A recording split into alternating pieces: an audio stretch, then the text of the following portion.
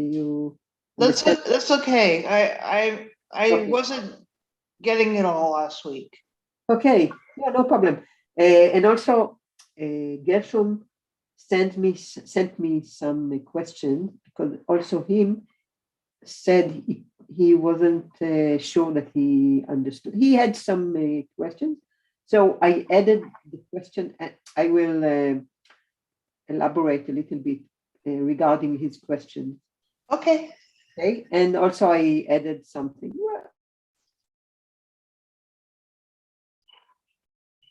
Wait, I can't hear you now.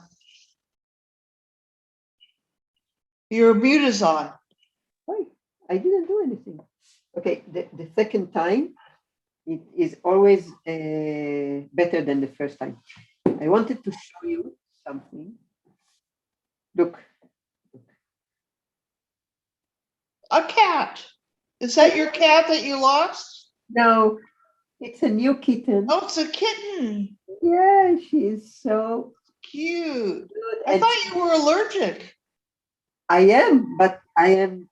Well, it's. You still allow it in the house? It's going better and better. My allergic and I found out that I'm less allergic to my cats. I mean, after a while, I get used to them. Oh, good, good. Yeah, she's so cute. Tanya, Halan. So she's she when she came to us, she was even less, even smaller. And what did you name her? Nigol. It's another name of from Tolkien. Yeah, Tolkien.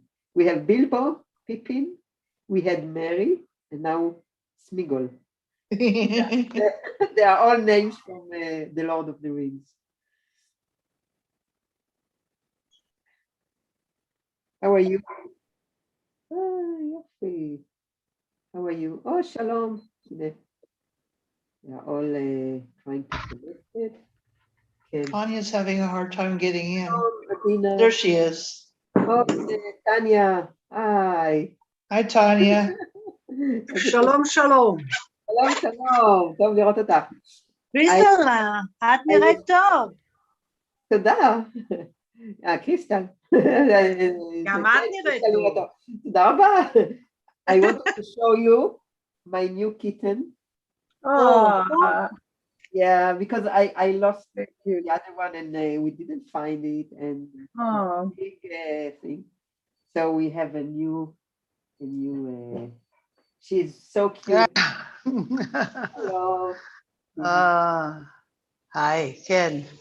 יש לך חתול או חתולה? חתולה, גורה. כן, גורה. איך קיבלת אותה? A friend of Uri just found it and found her and they brought her to us. I told her that we are looking for a new kitten and Bilbo is my dog is jealous. But he will get used to it. אין ברירה. Oh, הנה קטרינה. How are you, Adina? Okay, very busy week. Yeah, very busy week. So it's good that we have the Shabbat. You can. Yeah. Oh, yes. Shalom, Gary. Shalom, shalom, hakulam. Shalom, Katrina. Shalom. Hey. Shalom. Hi, Gary. Hey, Crystal, always a pleasure. I need to get a chair like that. Yeah, this is a good chair. Tanya, Manishma, you started to go back to work now? Tanya is a tourist guide. Yeah, but I'm working as a translator now. That's yeah. But just to fill the time in the pocket. Yes. But in your tours or not at all? No, there is still. Hopefully there will be at autumn. I don't think it will be earlier. Yeah. The 23rd of May, what was said on the on TV, I don't think it's something that will happen in reality. Yeah, I heard. I don't remember her name. Sarata. Farkas. Farkas. Okay. So I heard her talking about allowing about 20 tourist guides in all the country, 20, to start to receive groups. So Yeah. people told. I mean, she was asked 20. What will do all the other thousands? Yeah. Exactly. Yeah. Yeah, but like everything in our country, who is close to the pot, he will have the job, and the rest will wait for better days. Well, you are smiling, so Mm. No, okay, that's your face. still. Okay.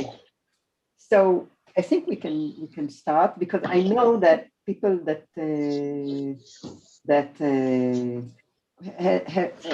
were in the lesson last week, they don't they I wrote that it should be. I mean, I prepared quite the same lesson, but I hope that it will be even better because I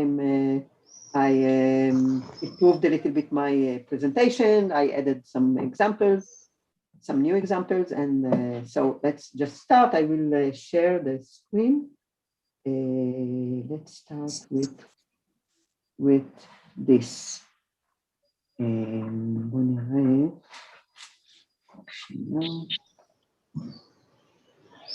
כן. Okay, so you can all see it, right? Yeah.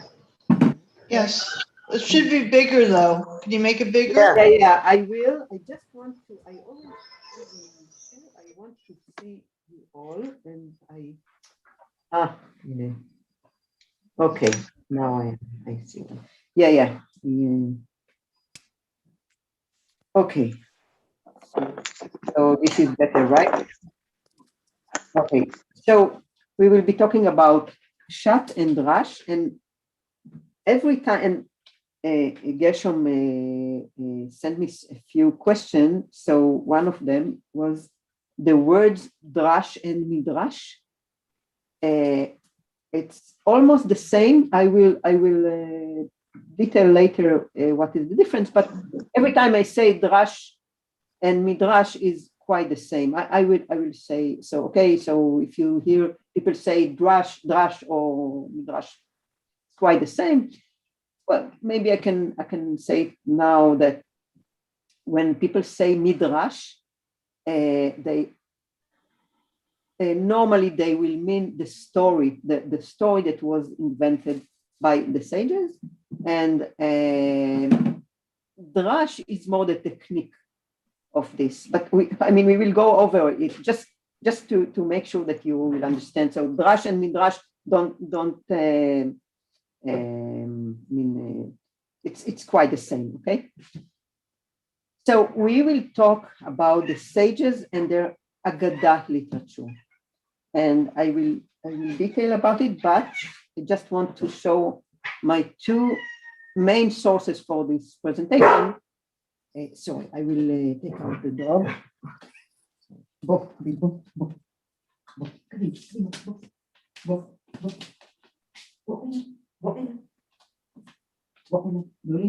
לא להפריע. So I will go out. Okay. So these are the two main sources for all the material that I brought here. One is a very interesting course. Sorry, again, this will be the last time.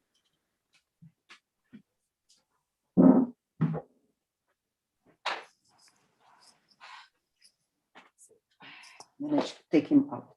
Okay, so one is the course of Professor Avigdor Shenan. He is a well-known professor an expert about the the Agada literature of Chazal, okay?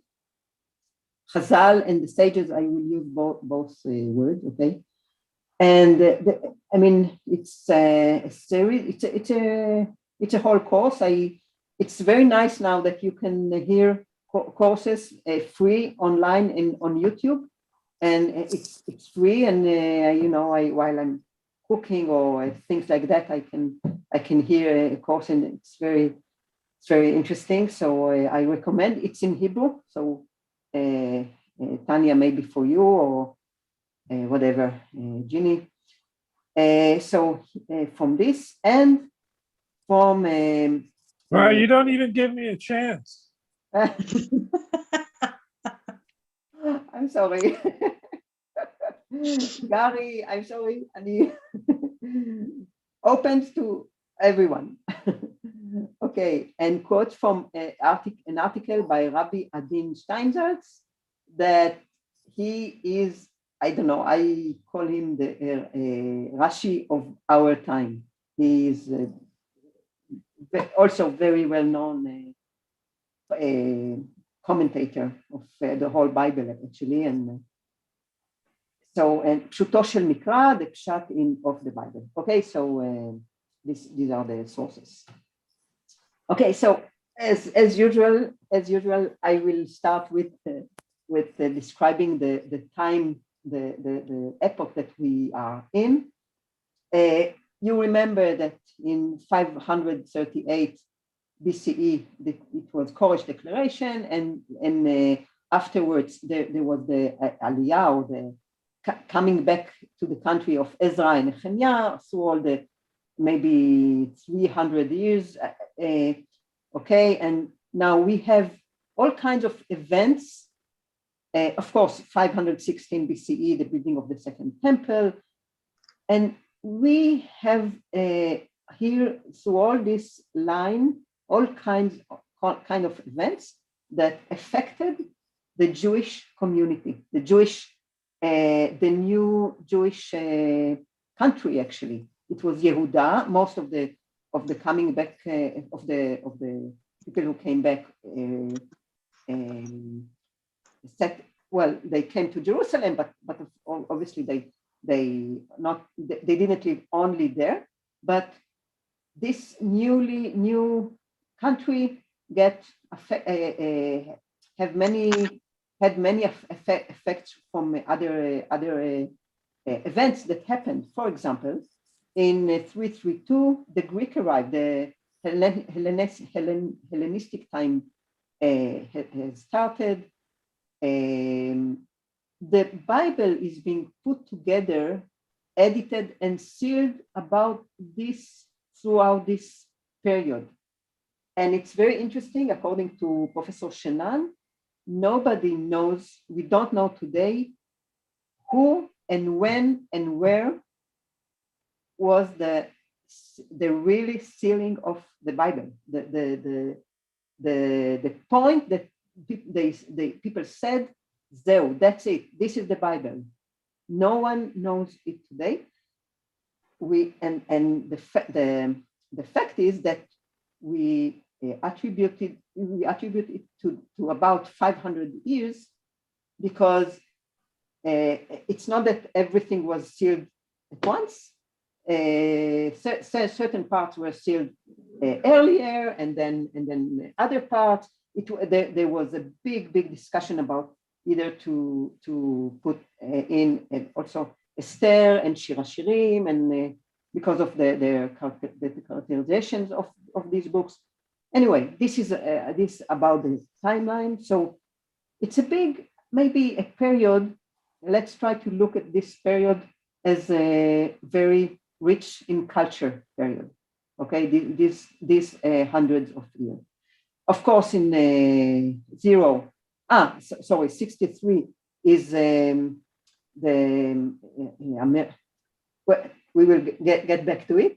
But what I want to say is the sages is about these periods, and I will detail. The oral Torah, okay, was established and developed from approximately 0, maybe a little bit earlier, until 200. Okay, 200 is the finishing of the Mishnah, and then from 200 to 500, everything is been written. Okay, but not only until 500. Between 0 and 500, we call it the sage's time. And again, Professor Shenan says you can take it even earlier a little bit, but it doesn't matter. For just too easy to remember, it's since 0 to 500 CE. This is the sage's time. These are the years that we have names of the sages, okay? Now, but the sages' literature, the sages' Agadah, legendary, continues after the sages' time. This is very interesting because the sages were all dead after 500, but their literature continued to being created, to be not only to be rewritten, but to be created, and people, and it goes on until 1200 CE. So it's quite amazing. We are talking about either Israel or we have the Talmud Bavli, Talmud Israeli, the Babylonian Talmud and the Israeli. I will not go into the differences between this because it's not our topic. But we can,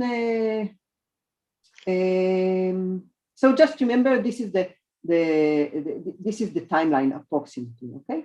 Now, it's interesting that the Midrashim and all their literature continues to this period because we can find Midrashim that regard the Hijrah, the Islam, and the Islam is established only much later in 622.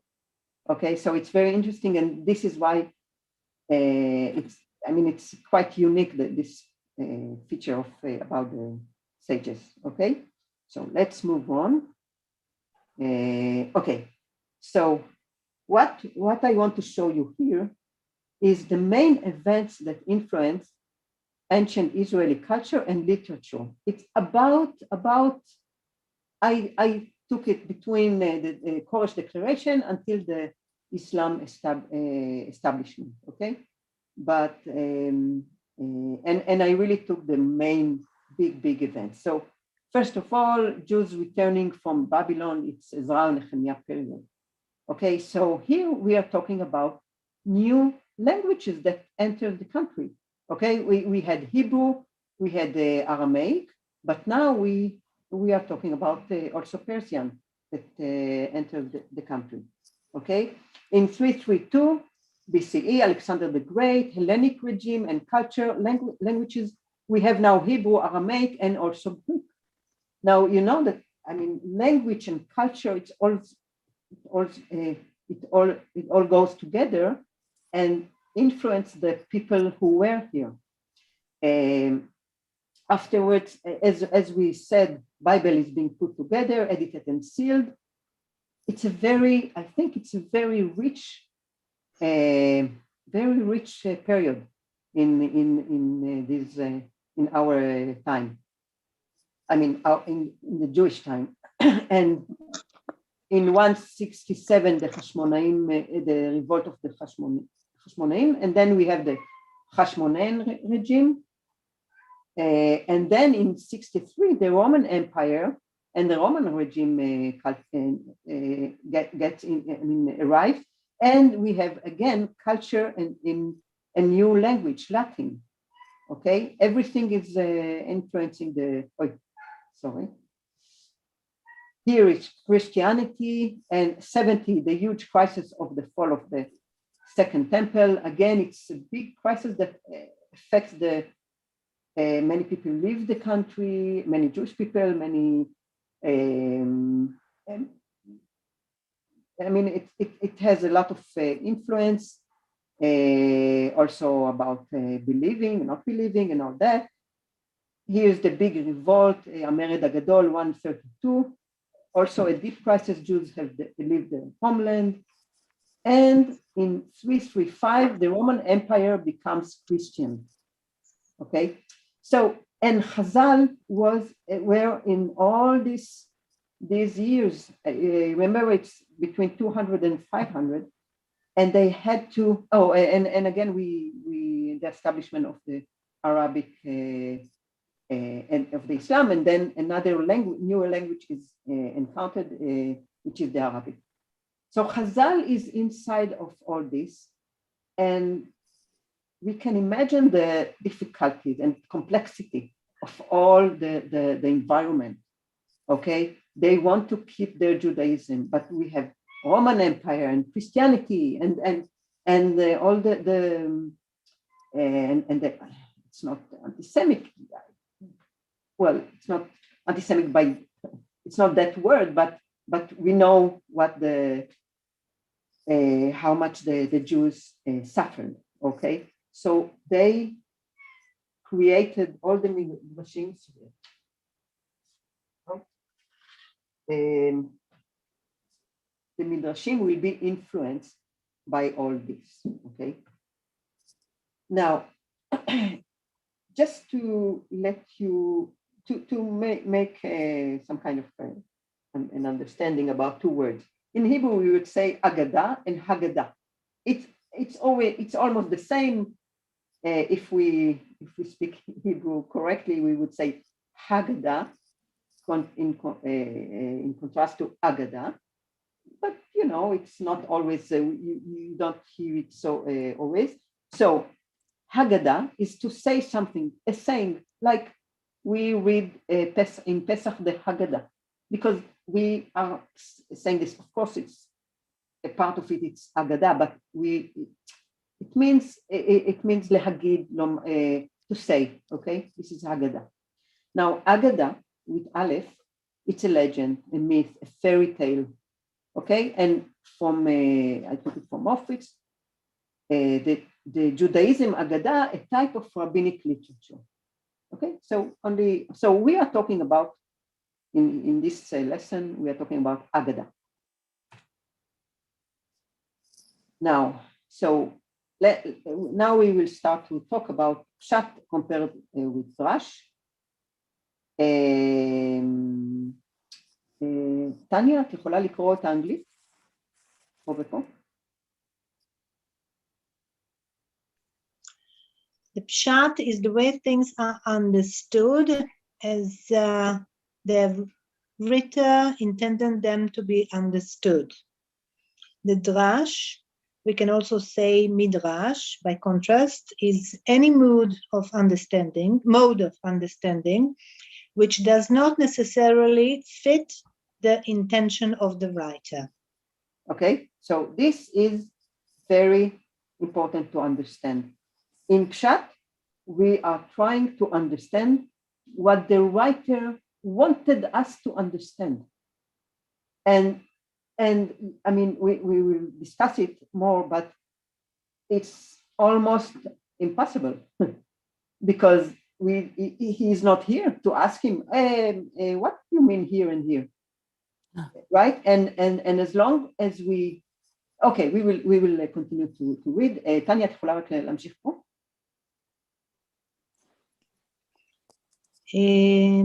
Pshat, and as we understand it today, we refer to the text itself. The wording, the choice of words, the choice of what to say and what not to say, what to emphasize and detail and want to distinguish and minimize in detail. No, discuss. Yes, and what to and minimize in detail. Disguise. Disguise? Disguise. What does Like it mean, mask. disguise? To hide it, to put on a mask. Hide it? Okay. Sorry. Okay. Now, I can tell that in biblical research, I mean academic research, they always try. I mean, the biblical academic research. If they research the sages' epoch, so of course it's something else. But in the Bible research, they try to do pshat. They always try to understand what the writer wanted. And when we do this, we have to think what was the environment of the writer, not of us now, of the writer. What did he see if he look at outside the window? What did he hear? What happened in his life? Okay, this is the attitude. Okay, Gary, can you read this?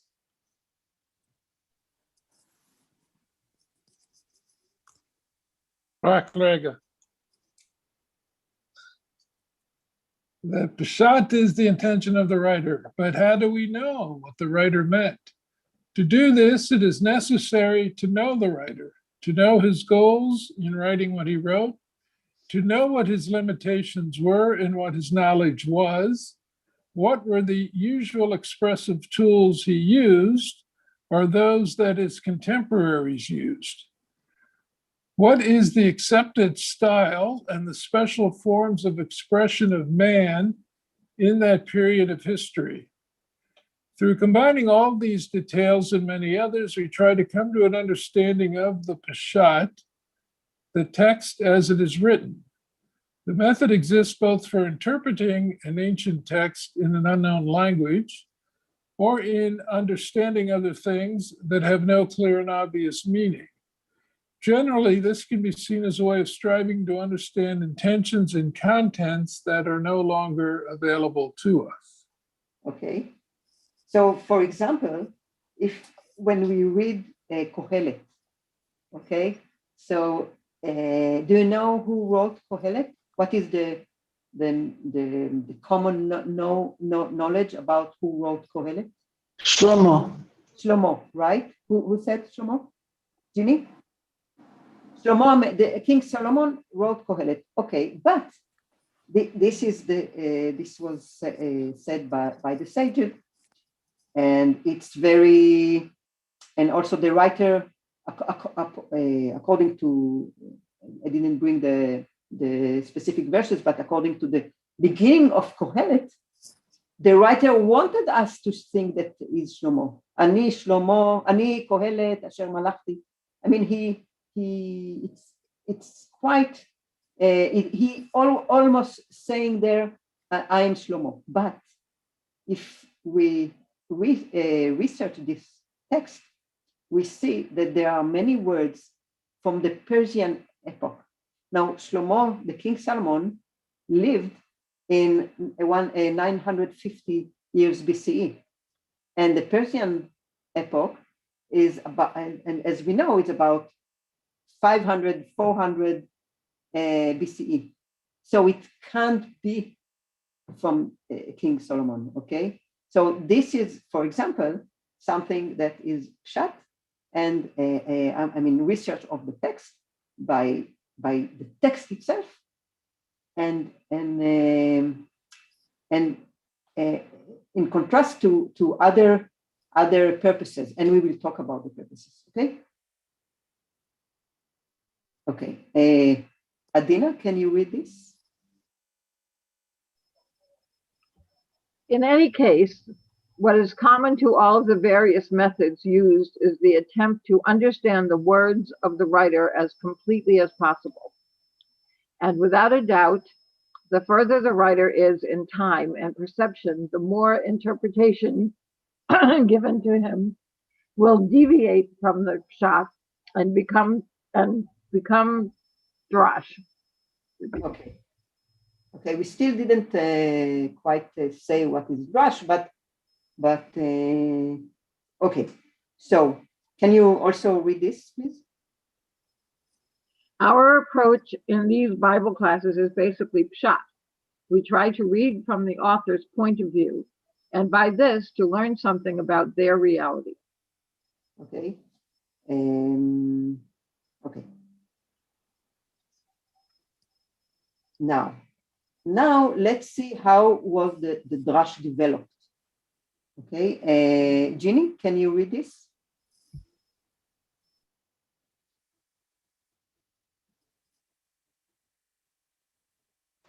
Can. If indeed we see the Bible as, quote, the Holy Scriptures, unquote, or Torah from heaven, unquote, then the writer of the Torah is God. The role of Moshe Rabbeinu, according to the accepted view of Judaism, was as a recipient copyist of the Torah of God. And Moshe is nothing but the first scribe of the Torah.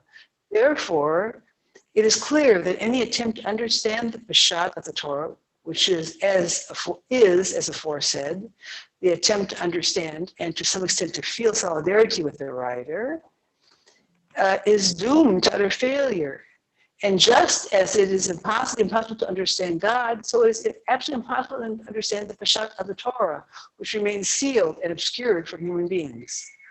Okay, so here's the starting point. The sages view the Torah is from heaven. It is divine, totally divine, and that's it.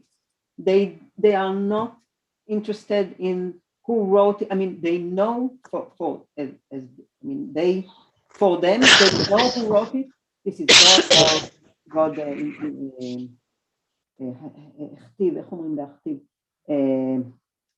I forgot the word. God said and Moses wrote. For them, it's very. This is it. Okay. Now, if you accept this, so the whole attitude is changing, because you cannot understand if you have all kinds of contradictions, all kinds of you don't understand exactly what is the meaning of this word, that word. It's okay. I mean, who can understand God's words? Okay, so and then it permits them to understand it according to their will. This is the main difference between Pshat and Drash. Okay, so let's continue. Crystal didn't read, right? Can you read this? If it is not possible to understand the Torah, why was the Torah given to human beings at all? If we accept in advance the assumption about its sanctity in all its details, about its divine origin, the conclusions that follow from this are unreserved acceptance of explanations based on later events from the author of the book and giving full meaning to every detail and expression in the Torah. This method is called Midrash Agada, a legend midrash. Yes, midrash or this method actually is drash or midrash. Okay, and we have I'm not. Wait a minute. Okay, I didn't prepare the. Okay, we have the midrash halacha, which is the law. I think I prepared about it, but I just want to make sure that you understand it's a very critical difference, and because if the Torah is divine, every single word, every single point or a comma that is there is it's divine. So we can have an understanding about it. Every single, there's no mistakes, and if we think there is mistake, it's not a mistake. It's something that God wanted us to think that it is a mistake, or wanted us not to understand, or things like that. Okay, so this is the view. Adina, can you continue here reading this? Indeed, everyone who reads the sages' midrashim cannot help but be impressed by the fact that not only are they read and have become a commentary about the verses in every way for the midrashim of halacha, but they do not necessarily pay attention to the pshat, the text itself, not to mention the possible intention of the meaning of the writer. And the cause for this is clear. The sages did not recognize pshat as relevant in its meaning for our days. and saw the Torah as an eternal doctrine for life, and drew from it all that they could extract in halacha and in Agada. Agadah. Okay. Okay, so now let's say a few words about halacha and Agada. Halacha is the law. Okay, for religious people who read in the Bible, lo tevashel gdi b'chalev imo, they want to know what to do exactly and how to eat and what is kosher exactly. And kosher is the obvious example, and we have maybe thousands of examples that the halacha that made by Chazal and later on by other by the Rambam and by others, this is the law and to how to interpret the mitzvot in the Torah. Okay, and all this session I'm not talking about halacha at all. I'm talking only about Agadah, which had three purposes, and we will discuss it soon. But just to make sure that we define between the two, we define between the two halacha and Agadah. Okay. Okay. So, I see that. Also, I just want to say something. If you want, according to the sages, if you have anything to ask, any question, anything that you, even today in science, in medicine, in every field, okay, every field of knowledge, according to the sages, all the answers are in the Bible, in the whole Bible, not only in the Torah. Everything. I mean, you can go to the Bible and find the answer there. And in the Bible are the answers to all the questions of humanity from the beginning of humanity until the end. This is the sage's view, but you only have to know how to take it from there. Okay, you only have to know, and they even say that we all had been in Mount Sinai, and always say, if it's a professor in brain surgery, if it's anyone, what we are talking here now, everything that we said, we all already heard it in Mount Sinai, and we just reveal it to others now. Okay, this is the view of the sages. So everything is in the Bible. Now, Okay. Or I have a question. Yes. Is it okay right now, or you want to continue and then I'll?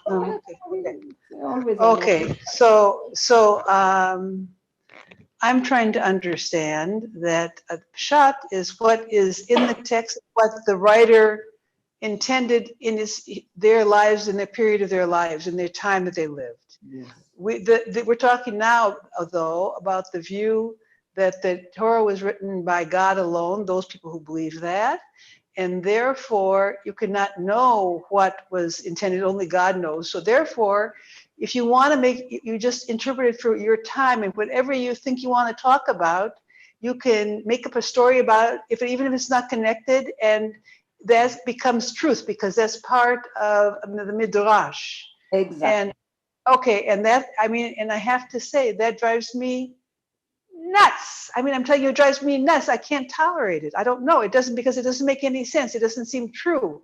And why in the world would we accept that? I mean, excuse me for saying so, but it drives me absolutely out of my mind nuts. Wait.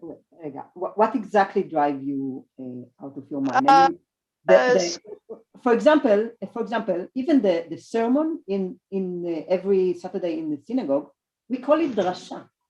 Why? Yeah. It comes from the word drash. Now, I can take a verse from the parasha and start to say something about it, and go on and go far and to talk about nowadays, about the corona, about anything. This is exactly the drasha. So now, why I did all this session, because sometimes I mean, you all you are all familiar with certain midrashim, very, very known midrashim. For example, why Moses was kvad peh uchvad lashon, was a stammer. Why? Because he took a hot coal to his mouth, and you know this midrash, right? Yeah. You are all familiar with the very known midrash of Nachshon, that was the first man to jump into the Red Sea, and he was brave, and okay. So there are certain, and then people I noticed that people bring these stories as commentaries, which is okay. I mean, I mean, of course, everyone comes with their opinions. That's of course, it's good. But for me, it's not a commentary. For me, commentary is more to try to understand the text from the writer point of view. I particularly do not believe that the Torah was written by God, but it's not. But it's okay to believe that. I mean, we are not talking here about what everyone here believes or not. Okay, this is what I want to say. So, and Right, this is, can I add something? can, Gary, of course. I don't think whether you agree with the drash or not is important as if exploring what you agree with and what you don't agree with, which just makes you write your own drasha. I mean, it's just the continuation of 2,000 years of thinking that is, or maybe 5,000 years of thinking, that is the point. Yeah, totally. I agree. Maybe I wasn't explaining my. Yes, Yeah, okay. because then becomes the drash becomes accepted as what actually happened. For instance, Moses being not being able to speak because he put a coal to his lips or something, and he burned his mouth. I mean, I'm guessing that probably didn't happen. That's probably not what happened. Okay. And why should the whole Jewish world believe that? I mean, everybody believes that. Yes. And it's not, and it's probably not true. And I mean, it's okay, but I mean, there are other things that are said that are not true, and I can't believe it all. And everyone says it's the right thing. I mean, anyone who's religious and Yeah. I mean, So- I can say what I want, but people just say, well, you don't know. You're not a rabbi. Didn't live 1,000 years ago. Too bad for you. You can say what you want, but you don't know anything. You know, it's just yeah. And this is why people are talking Can I say fantasies. something? Yeah, Adina. Yeah, Okay. sure. We don't know whether the story about Moshe is true or not. In the long run, it doesn't Right. really matter, because Moshe says, don't pick me, I'm slow of speech. Don't make me go and talk to Pharaoh because I'm not articulate, I don't speak well. Why he became inarticulate, or where he got his speech impediment, doesn't really matter. And anything that we might doubt now, whether it happened, whether it didn't happen, from our point of view today, we have no way of knowing whether it happened or not that many thousands of years ago. And there are things, 100 years from now, there are things that have happened today, and people will say, no, that didn't really happen. How could that possibly have happened? And we don't know. We don't have any way of knowing, but the sages are looking at the text, and they're trying to figure out, what does this mean? How does it apply to life now? How does it apply to our life? And people are still doing that. We're doing that now. That's what we're doing in the class. We're looking at the text, and we're looking at it in a historical perspective, and we're looking at the words and the definitions of the words, and definitions of words change over time. And we're trying to figure out, or the people who are studying are trying to figure out, what did that word mean then? Yes. And what we're looking at. And if you want to believe that Abraham took a club and smashed all the idols in his father's store, you can believe that. You could not believe it. But it's not really we're not being asked to believe that that really happened, but it's making a point. Exactly. Telling Yeah. But I think we are being asked to believe that it really happened. I think that's presented as a truth to us, not as necessarily conservative Jews, but as Jews in general, and certainly the land of Israel as Jews. It's the Orthodox point of view is that those things are really happened, and those things are all true. It's not And necessarily their point of view. The point, it's used to teach. Yeah, I don't know. I can I don't argue with Margaret, you. just a minute. I just want to add, I want to connect something between what Ginny said and Adina said, because I totally agree with you, Adina. But I understand what Ginny means. Ginny means that, and I had this experience also. If you, for example, why you can be asked why this and this happened, and if you don't know the midrash about this, you don't know the answer. And I was really this is why actually I started to get interested in this all this material. And then you said no, of course no, it was like this and like this and like this, and the religious, or I don't know, many Jewish people will say, they don't say a midrash of Chazal tells this and that. They tells you as if this is the truth, this is you must know, and this, I understand Ginny's frustration, because I had the same experience. Of course, it doesn't matter, and you know, it's legends. Also, the idols of Abraham, and also the call, and also as my understanding, he was not a stammerer at all. But what I mean, it's not important if I understand what I think. Okay, it's not important. Everyone can think whatever he or she wants, but there is certain if the sages said this has such an authority that this was the truth. You have to think this was the truth. This was maybe even sometimes I experience the thing that this is the right commentary, and I don't agree with this. I mean, what the sages had all kinds of commentary, and just we will read the last slide, and you can accept their commentary, and you can think of another commentary. I don't know. So there is some kind of not an open attitude by certain Jewish people about this. This is what I think Ginny. Yeah, I mean, you should know I worked in the Haredi community for 25 years, so you get the idea. Yeah, Gary, what did you want to say? No, you answered what I wanted to know. Okay. Both of you answered. I would say I yield my time. Okay, so Gary, let's please read the last slide, because this is an important slide that will, after that we will start to see it in examples. According to the scholars, there are three reasons or purposes that were the causes for the sages to create the Midrashim of Agadah based on the Bible's stories. A literature reason, to make the story more beautiful, more interesting, more appealing. Show and tell, to show the story, not just to tell it.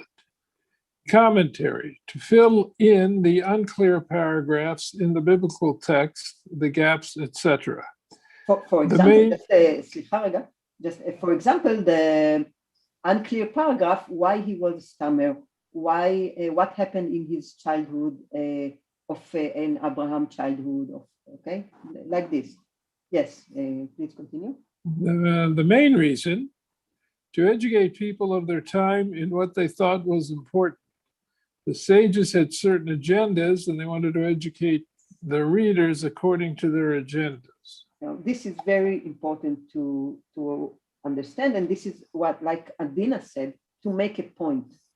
They wanted us to show us Abraham was a mitzvah, ish mitzvah from the beginning, even before all what we are told about him. Okay, Nachshon jumped into the water first, into the sea.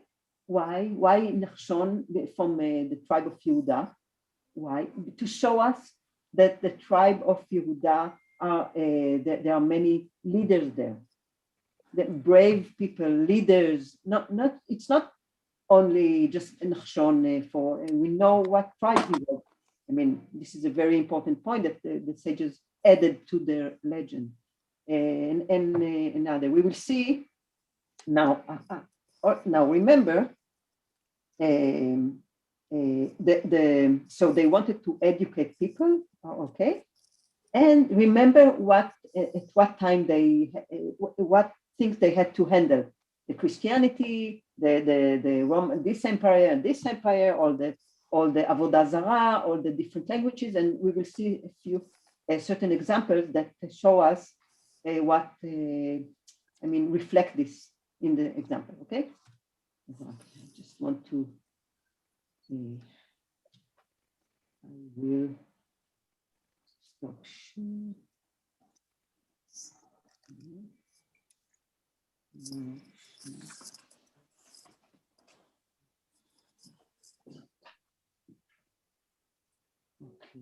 Okay, Oval, can I say something? of course. Okay. As I just want to say something because I'm a tour guide, and we have like a saying, you do not spoil the goat's story. So even if the story is not 100% true for current, you say it. You don't go into the details. The thing is the message that you want to proceed to one who are listening. And another thing is that there are some of my group that are Jewish, and some of them are Christians, and I even have the Muslims. You do not argue with the believers. They do have their belief, and no matter what you say, they will stay very firmly on their stance that they are right and everyone else are wrong.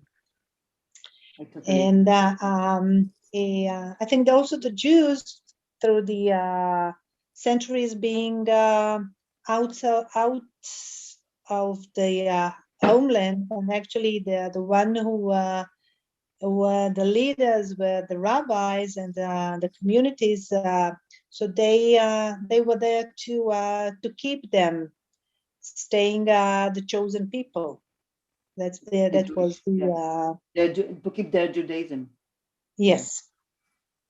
Yeah, absolutely. I totally agree, and I think in our lessons we even don't get into people beliefs. It's their beliefs. It's private. It's like your opinion in I don't know, all kinds of topics. But the belief is something very very personal, and you also do not always can explain why do you believe.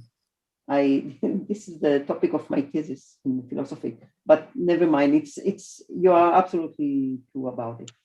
Okay, so the point you see this, right? You see what I show you, the word file. The point of our lesson is to read the text and to try to understand what the text says as compared with what the sages did in Midrash Agadah.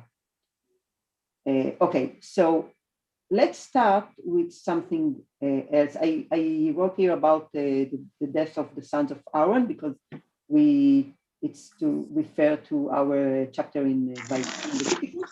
But let's read something else that I think.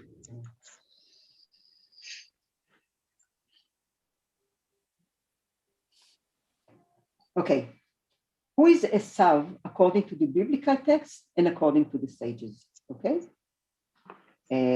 Now all the sections in English I will ask you to read as usual, and now we will read a verse And I present here the midrash about this verse, okay? So in Hebrew, "Vayitrotzetzu habanim bekirba," in Genesis chapter 25, it's about Rivka is pregnant. Esav and Yaakov weren't yet born. And it says here, Adina, can you read this and this? The verse, "And the children struggled together within her. And she said, If it be so, wherefore do I live? And she went to inquire of the Lord." Okay. Should I continue? Just a second. What I marked in yellow is the verse that the midrash is about. Okay. Yes. So only this. So yes, please read this. "While she would pass through synagogues and seminaries, Jacob ran and crouched out. When she would pass through foreign workhouses, places of avodah zarah, Esav ran and crouched out." Yes, from Bereshit Rabbah 63. So Okay. these poor little babies weren't born yet, and immediately Esav is avodah zarah and Yaakov is tzaddik, and okay. So okay, this is the beginning. Now, and of course, if you would look only to the pshat, we would say twins. Whoever, pregnancy with twins, you can have the children struggle together within her. It's very natural. It's very normal. Okay, I remember it with my pregnancy with my twins. Okay, so Tanya, את יכולה להתחיל לקרוא פה? And Jacob. סליחה רגע, אני רק אגיד. Now we will read something that will from the Bible, Genesis chapter 33, and I want you to think what is the characteristic of Esav in this section. Okay, I marked certain verses. Just think about it while we're reading. Okay, Tanya. And Jacob lifted up his eyes and looked, and behold, Esav came, and with him 400 men. And he divided the children unto Leah and unto Rachel, and unto the 2 handmaids. And he put the handmaids in their children foremost, and Leah and her children after, and Rachel and Joseph hindermost. And he himself passed over before them and bowed himself to the ground 7 times until he came near to his brother. Okay, so just you remember this section that when the 2 brothers are going to meet again after 20 years, and Yaakov is terrified from Esav because of what happened in 20 years ago with the stealing of the bracha and all the story about the cheating Esav. Okay, so this is the preparation of Yaakov to the meeting. Now, Ginny, can you continue here? Okay, and Esau ran to meet him and embraced him and fell upon his neck and kissed him, and they wept. And he lifted up his eyes and saw the women and the children and said, Who are these with thee? And he said, The children whom God hath graciously given thy servant. Then the handmaids came near, they and their children, and they bowed down. And Leah also and her children came near and bowed down. And after came Joseph near and Rachel, and they bowed down. And he said, What meanest thou by all this camp which I met? And he said, To find favor in the sight of my Lord. Continue? Yeah, continue. Yeah? Okay. Yeah. And Esau said, I have enough, my brother. Let that which thou hast be thine. And Jacob said, Nay, I pray thee, if now I have found favor in thy sight, then receive my present at my hand. For as much as I have seen thy face, as one seeth the face of God, and thou wast pleased with me. Take, I pray, thee my gift that is brought to thee, because God hath dealt graciously with me, and because I have enough. And he urged him, and he took it. And he said, let us take our journey and let us go, and I will go before thee. Okay, He said to him, my Lord knoweth that fine, yeah, we fine, will enough, yeah. No, you can continue. More? Yeah, until here. Okay. And he said to him, my Lord knoweth that the children are tender, and that the flocks and herds giving suck are a care to me. And if they overdrive them one day, all the flocks will die. Let my Lord, I pray thee, pass over before his servant, and I will journey on gently according to the pace of the cattle that are before me, and according to the pace of the children, until I come unto my Lord in Seir.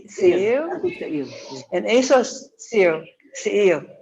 Yes. And Esau said, let me now leave with thee some of the folk, therefore, with me. And he said, what needeth it?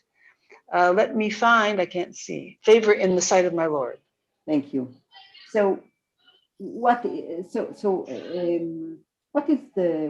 is Esau here? What do you say? How does he behave after all these years? After he had been cheated? I think he's very gentle. I think he's kind. He's nice to his brother. He kisses him. He wants to help him. He wants to ללוות אותו, to walk with him. He really is a very nice guy.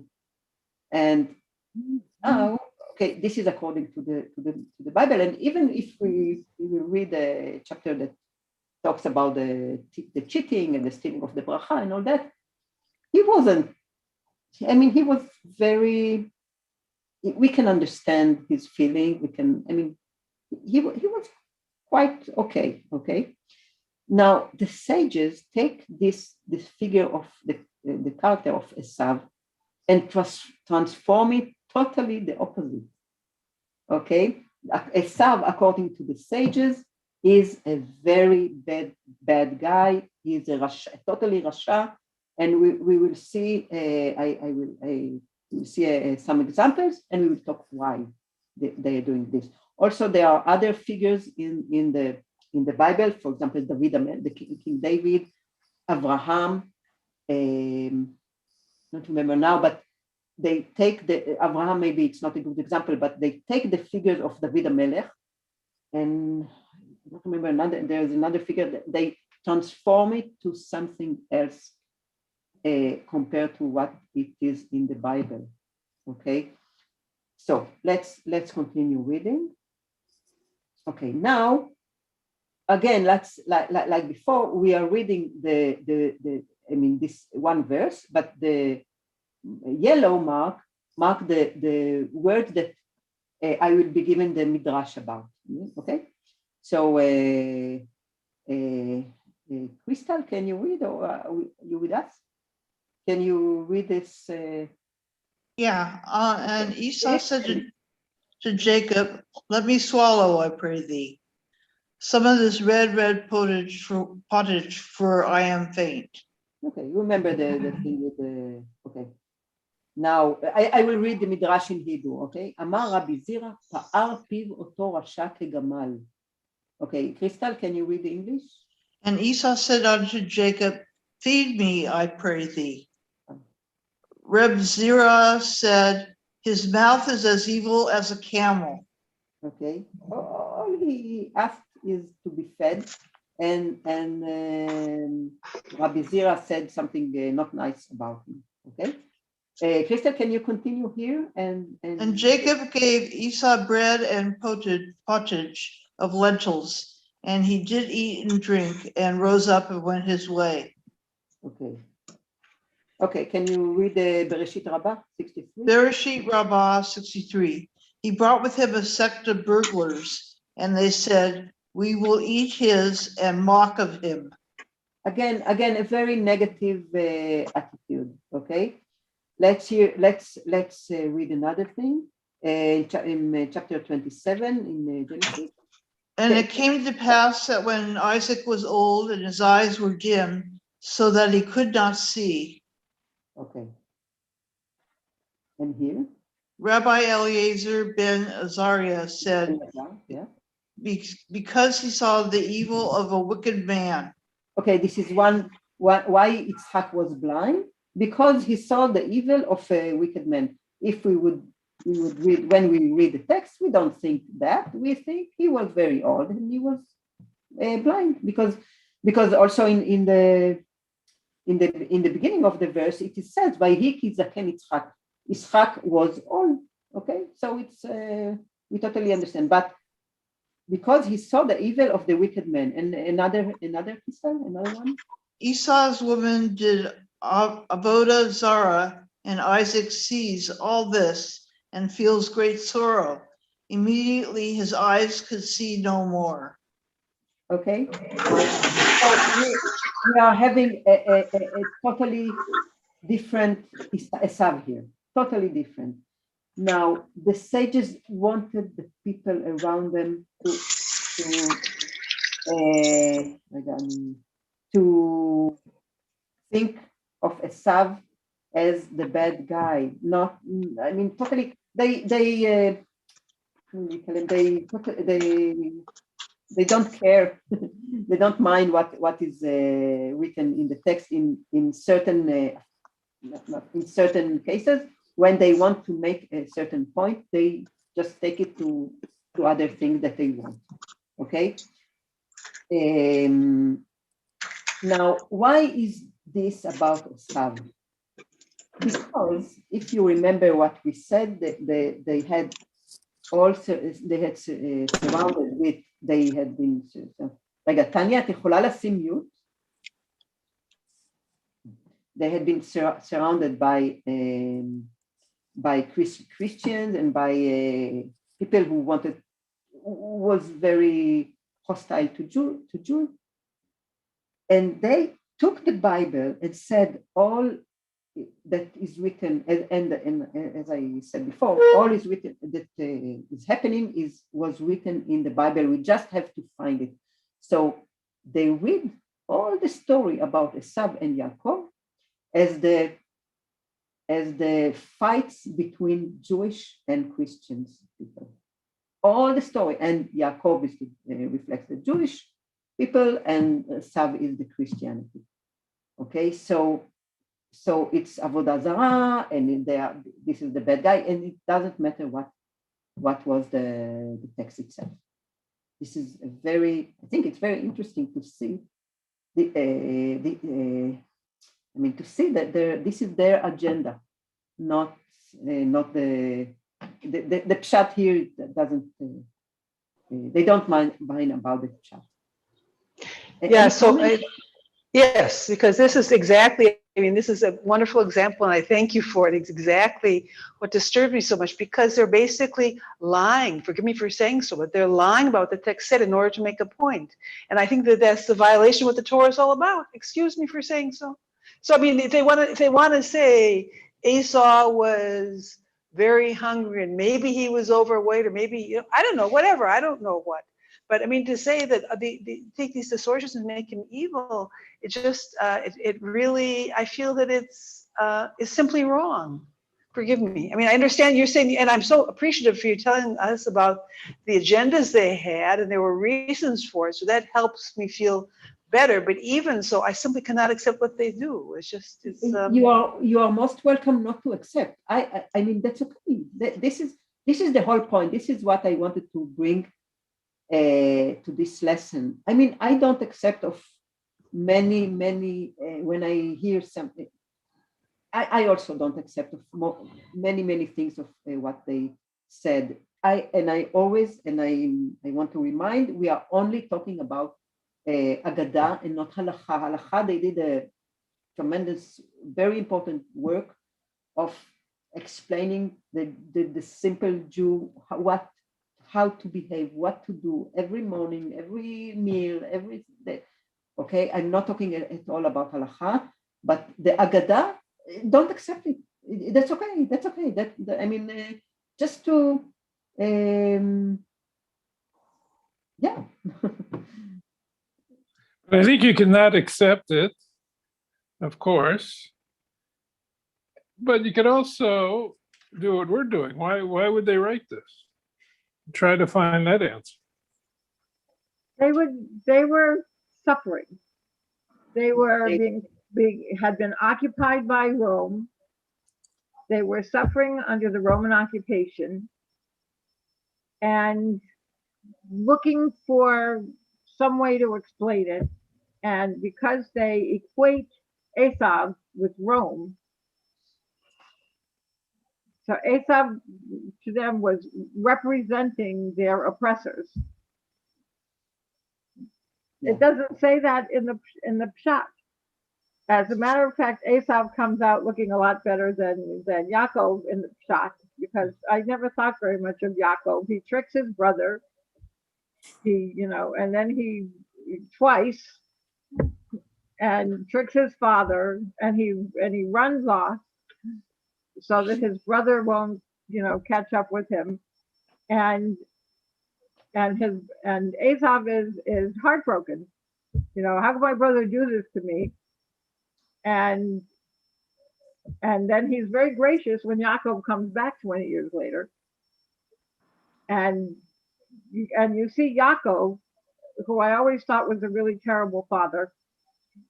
And he's, well, I don't really care about those kids, so let them go in front in case Asav, attacks us. He'll kill the children of the handmaids first, and then he'll kill the children of the wife that I didn't really want, and we're keeping the wife that I love and my favorite son. We're keeping, farthest away from the danger.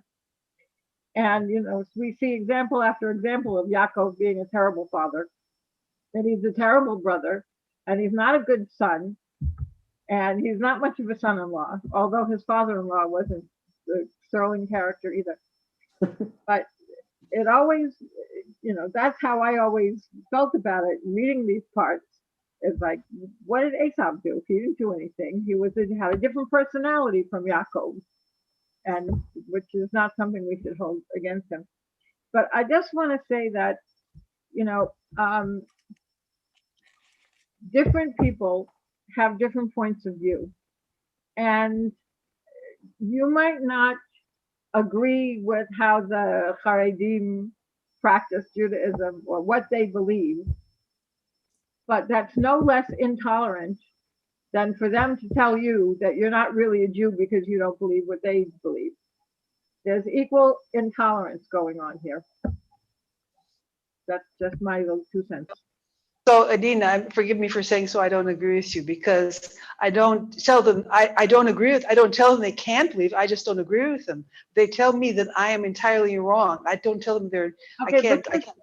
You're speaking in a very hostile, unfriendly It's true, way. you're right. Yeah, That is right, you're right. intolerant. It's You're true. intolerant because you're being intolerant because you're saying that they believe this and they believe this so firmly, and of course they're wrong, and I don't believe it, and it upsets me, and it upsets me that they believe that, which is exactly the same point of view that they have about what you believe. There's no difference. I would add that just using the word Haredim is collective guilt. And that makes me uncomfortable. I think I think the word Haredim in Israel today, not because of the terrible what happened in Har Meron. I'm not talking about this. This is terrible. Right. No, I'm talking. I mean, let's leave out this word because it's very political and very, it's not only what they believe or what we believe, but I think, Ginny, you understood what the whole thing is, to let someone else to believe whatever he or she wants, and that's all, because I think Haredim is too much connected to political and not only believing. Okay, so just let's leave it like this.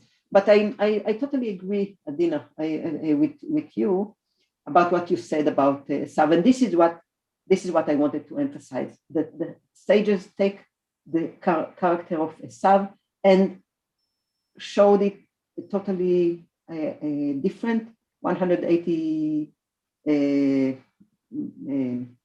degrees different, and because they suffer for, as their view, as you said, reflects their oppression. Now, maybe we have 2 more minutes. Let's read another example about the death of Aaron's sons. Rega, just a minute.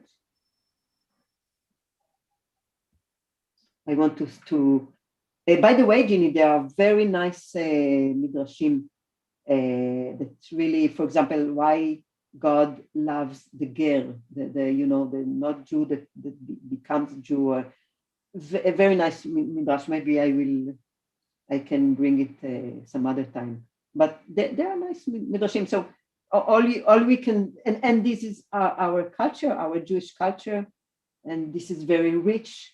And to know, you don't have to accept, or and I also agree with you about the way certain people say it was like this, and it also annoying me. Okay, let's read something. Why they died. Okay, so Adina, can you read this and this, and then we will read the midrash. Okay. And unto Moses he said, come up unto the Lord, thou and Aaron, Nadav and Abihu, and 70 of the elders of Israel, and worship ye afar off. Boast not thyself of tomorrow, for thou knowest not what a day may bring forth.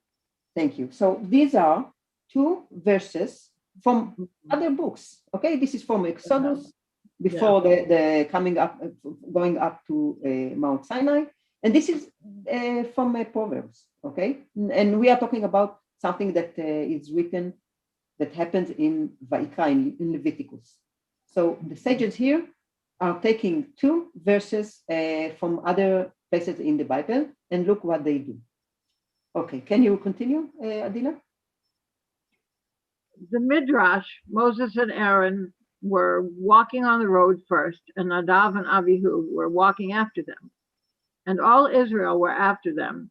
Nadav said to Abihu, when will these 2 old men die, and you and I will lead the generation? God said to them, boast not thyself of tomorrow, means we shall see who is burying whom. Okay, so that's nasty. Okay. What?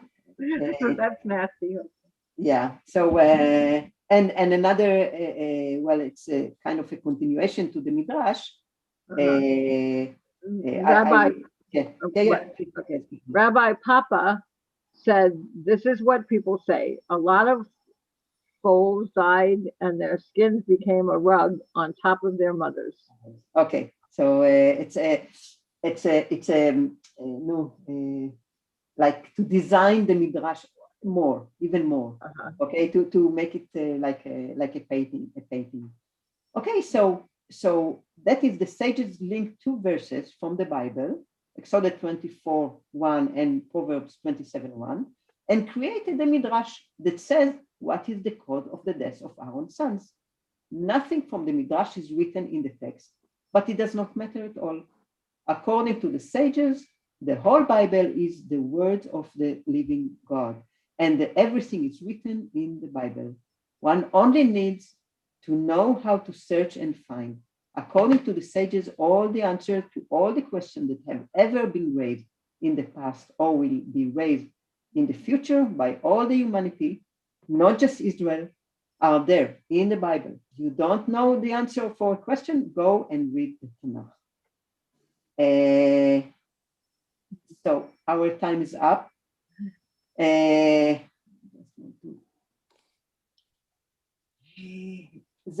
So this was the what I wanted to emphasize about differences, and I hope. Very good. Tov me'od. Thank you. Thank you. Thank you. Thank you. Ora. כן. Or I never remember to tell you this, but look up Jeremiah 7:22 and get back to me. Okay, Jeremiah, write me in WhatsApp. Get back to me.